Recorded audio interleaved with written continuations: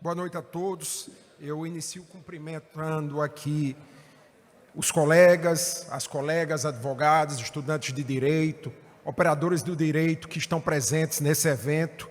E eu faço esse cumprimento nominalmente nas pessoas dos meus colegas de trabalho e cidadãos aqui de Aracaju, Dr. Bruno Hardman e Dr.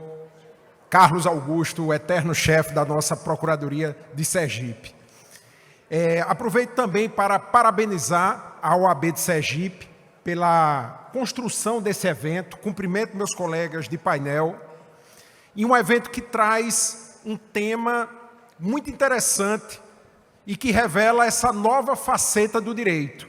Eu até comentava hoje com os colegas como os eventos de direito eles estão se transformando ao longo do tempo.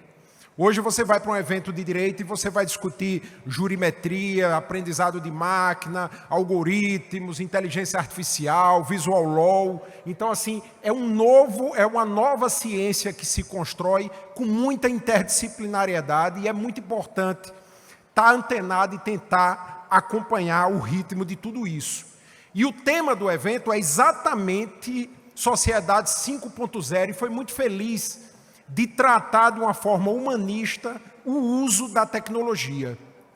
Em pensar que há quase um século, tudo isso que a gente está discutindo, ou quase tudo, a semente nasceu de uma pergunta simples e objetiva. As máquinas podem pensar? Há quase um século, um matemático inglês, tendo diante de si praticamente sua genialidade e uma folha de papel em branco, ele ousou, especulou e plantou os fundamentos do que hoje conhecemos como inteligência artificial. Então, em 1950, através de um artigo original, Alan Turing escreveu sobre a inteligência, sobre a máquina de computação. Ele é conhecido como o pai da computação moderna, e ele especulou sobre a possibilidade das máquinas imitarem o pensamento humano. E o pensamento aqui, para não haver nenhuma discussão metafísica nem neurocientífica, é o pensamento no sentido das máquinas conseguirem reproduzir aquilo que antes se entendia exclusivo da atividade racional humana. E estamos hoje aqui discutindo a aplicação de ferramentas tecnológicas no processo administrativo previdenciário.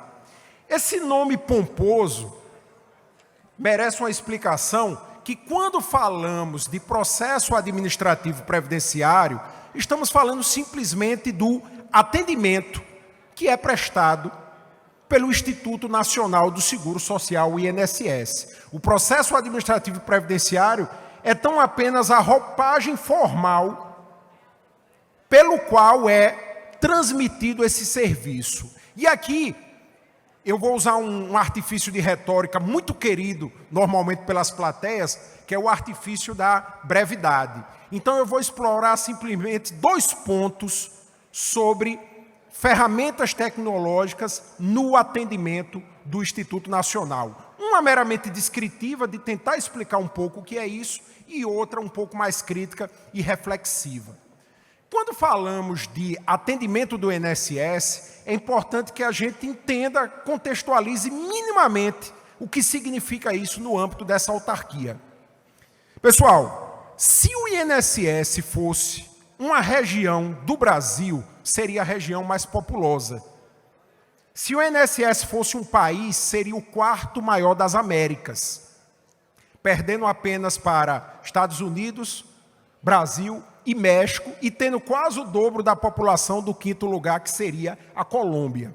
Então o INSS hoje ele tem uma clientela de aproximadamente 93 milhões de brasileiros, entre 38 milhões de beneficiários e 55 milhões de segurados, pessoas que contribuem e a qualquer momento podem socorrer-se dos serviços e benefícios da autarquia. Essa clientela ela gera por mês aproximadamente 900 mil requerimentos 900 mil pedidos de benefício, de revisão, de certidão, de algum serviço ou benefício administrado pelo INSS. Em agosto, a folha rodada foi de 62 bilhões de reais. Foram 6,6 milhões de ligações telefônicas e 1,5 milhão de atendimentos presenciais nos 1.500 postos de atendimento da Previdência. Para isso, o INSS conta hoje com 19 mil servidores. Detalhe, em 2013, há menos de 10 anos, o INSS tinha 40 mil servidores.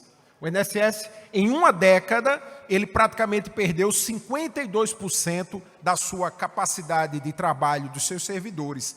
E 10 mil desses servidores foi só entre os anos de 2018 e 2019, onde a autarquia viveu uma tempestade perfeita, porque ela perdeu quase 1/3 dos seus quadros e se somou a isso uma reforma previdenciária, o que atrai maior demanda e a necessidade de atualização de todo o sistema.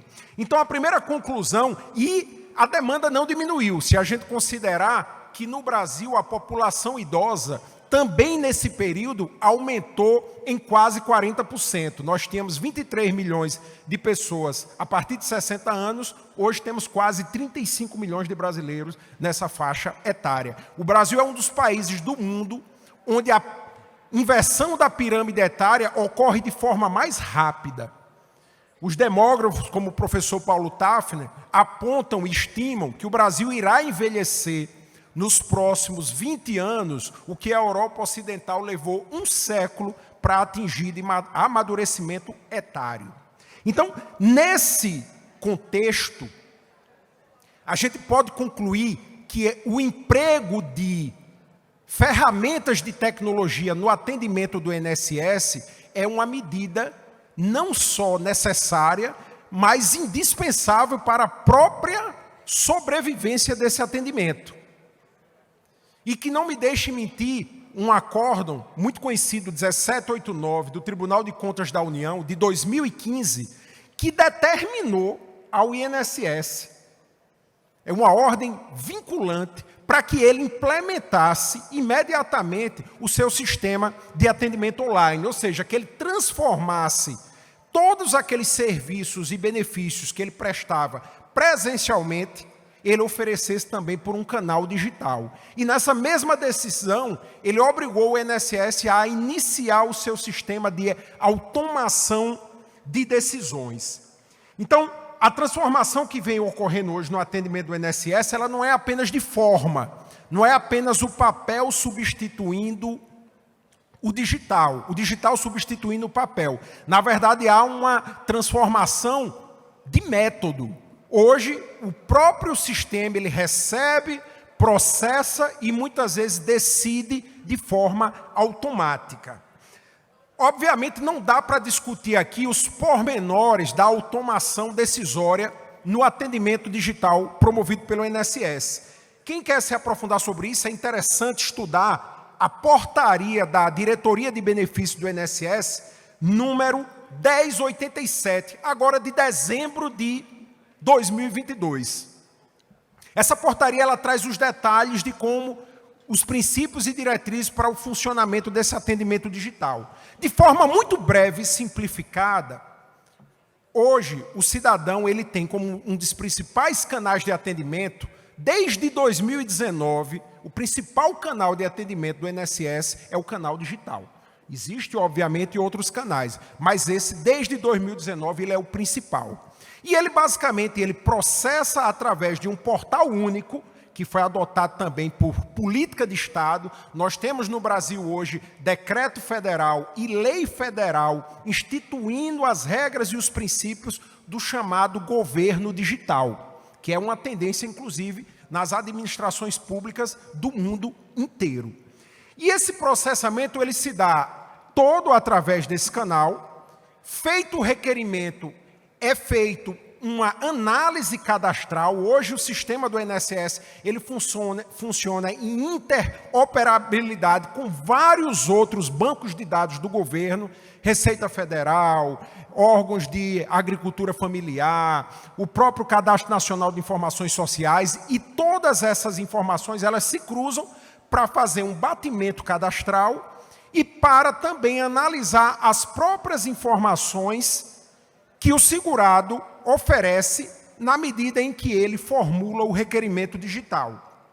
A partir desse cruzamento de dados, vão se detectar possíveis divergências e o sistema automaticamente ele vai eleger aquelas situações que vão demandar carta de exigência, que é o caso do sistema criar uma notificação para ser juntado um documento, uma informação que não foi apresentada, ou ele pode concluir que aquele caso precisa já imediatamente de uma análise manual, uma análise individual, como nos velhos tempos, digamos assim, como é o caso das aposentadorias na modalidade especial, ou ele simplesmente, depois desse cruzamento de dados, ele pode concluir para uma decisão automática. E essa decisão automática, ela pode se dar tanto para o indeferimento sumário do pedido, como, por exemplo, quando o sistema ele já verifica que pelas próprias informações do segurado, ele já não dispõe dos requisitos mínimos, como, por exemplo, não atingiu a idade mínima, não tem o tempo mínimo de contribuição, pelas próprias informações prestadas, a parentalidade não comprova a condição de dependente, como também o contrário é verdade. Ele pode deferir em instantes, verificando a presença desses requisitos, a concessão do benefício. O resultado dessa automação, que eu preciso dizer aqui de forma bem rápida, obviamente é de um ganho muito grande de produtividade e de economia. Obviamente que esse acórdão, por exemplo, do Tribunal de Contas, ele traz cálculos de que o atendimento digital ele seria 50 vezes mais econômico do que o atendimento tradicional, individual. Eu comentava com os colegas que saiu um recente estudo da Fundação Getúlio Vargas sobre o juízo de admissibilidade dos recursos extraordinários no âmbito do Supremo Tribunal Federal. O tempo de análise desses recursos, por causa da inteligência chamada Hermes, em homenagem ao ex-ministro Hermes de Lima, caiu de 50 minutos para apenas 4 segundos. Então, a gente está falando de uma produtividade, de um pensamento, de uma escala de cruzamento e acúmulo de dados que realmente é impossível para o ser humano.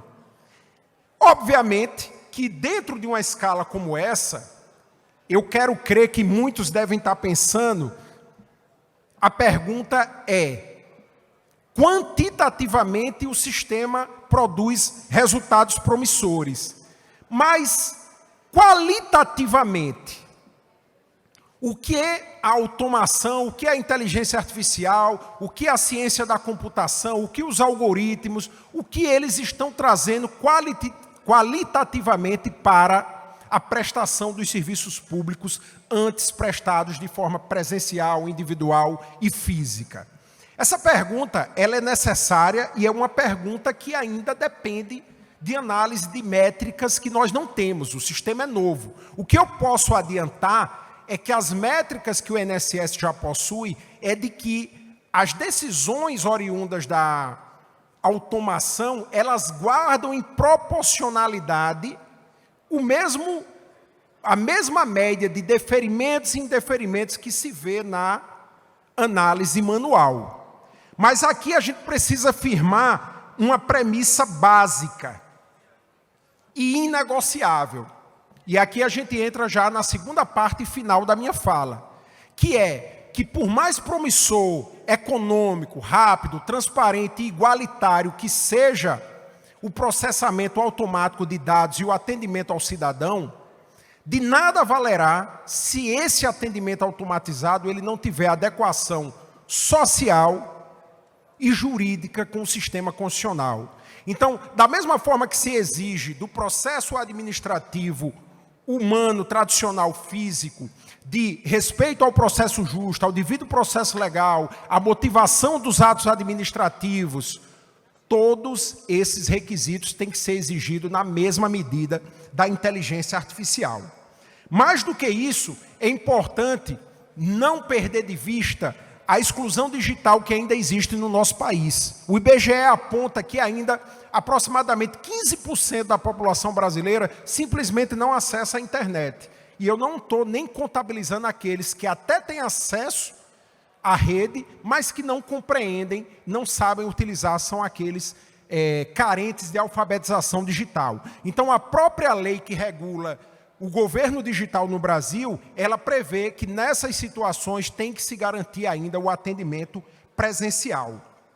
Outra questão importante é que, dentro do devido processo legal administrativo, quando a gente fala de automação decisória, é necessário que haja transparência quanto a todo o processo que a máquina, todos os padrões, os bancos de dados, as referências utilizadas pelo algoritmo, para que ele chegue à decisão a que chegou. Então, isso é uma nova exigência, uma nova roupagem da motivação do ato administrativo. É importante observar que há uma mudança de paradigma no funcionamento do processo administrativo previdenciário, que é a necessidade do autosserviço. E para isso vai ser muito importante que as instituições organizadas contribuam na própria educação previdenciária da população. Por fim, um último ponto que eu vou deixar aqui só a questão, que tem sido, que para mim é até mais interessante do que a própria automação dos serviços fins do INSS, é pensar como esse design digital hoje do atendimento da autarquia, ela pode proporcionar ganhos no que diz respeito à inclusão e à facilitação do planejamento previdenciário do cidadão. A gente no Brasil hoje está de um rol de 144 países levantado pelo Banco Mundial, o Brasil se encontra em 104º entre os países que menos têm poupança para a velhice. Então, a gente acredita que a máquina, o design institucional utilizado pelo INSS hoje, pelo aplicativo chamado Meu INSS, pode utilizar uma série de técnicas validadas de economia comportamental e de psicologia social que podem incentivar não só uma inclusão, como uma permanência com boas contribuições pelo segurado. Então, aqui eu já finalizo, agradeço a todos pelo convite e termino com o pensamento de que devemos avançar com a tecnologia, mas, acima de tudo, devemos avançar com os corações e mentes abertas, honrando os direitos fundamentais de cada cidadão. Obrigado pela atenção.